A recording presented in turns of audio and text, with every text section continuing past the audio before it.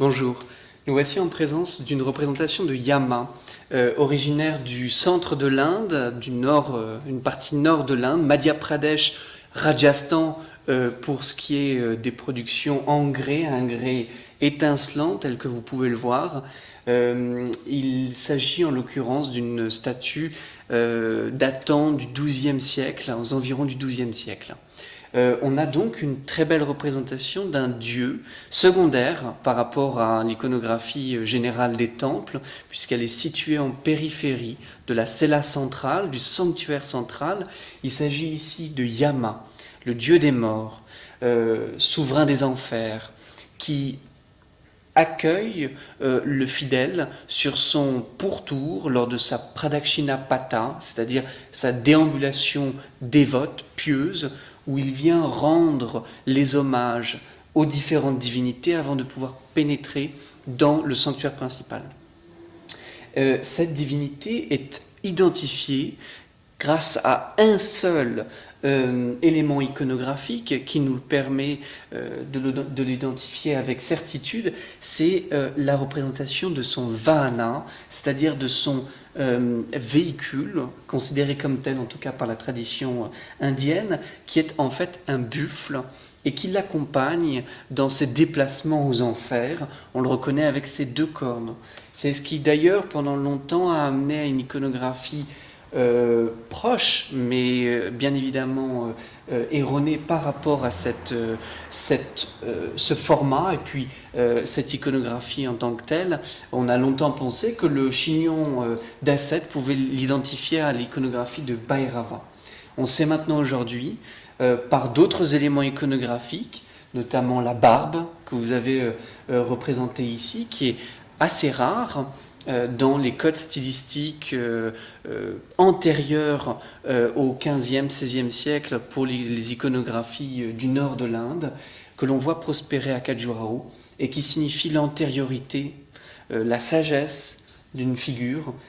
Il en est de tel pour Yama, puisque Yama est originaire du panthéon primordial que les Aryens, les Aryas, ont importé en Inde aux environs du 2e millénaire, 3e millénaire avant Jésus-Christ.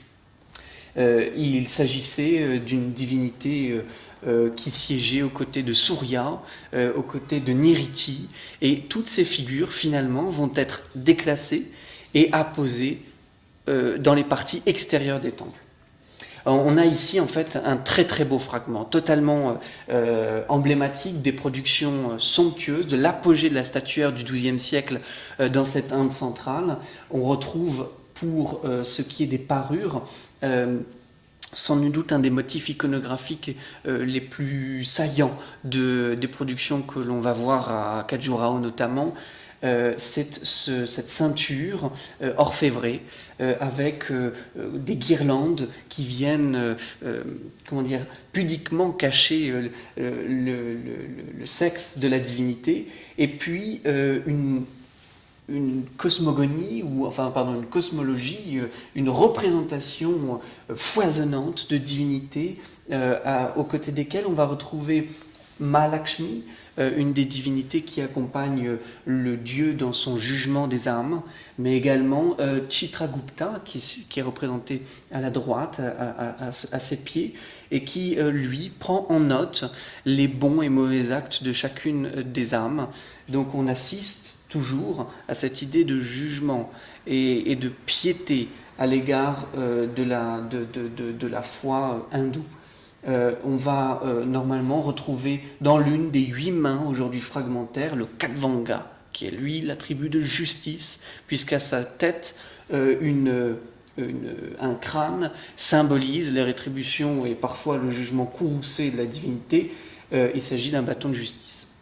Voilà, vous avez initialement également, probablement dans les mains antérieures droite et gauche, un pachou, c'est-à-dire le lien qui permet d'accrocher les âmes, qui était utilisé comme un moyen de lier, de nouer, d'arrêter, une sorte d'entrave qui précédait les menottes. Et puis on avait également une hache et un poignard qui signifient son côté malfaisant.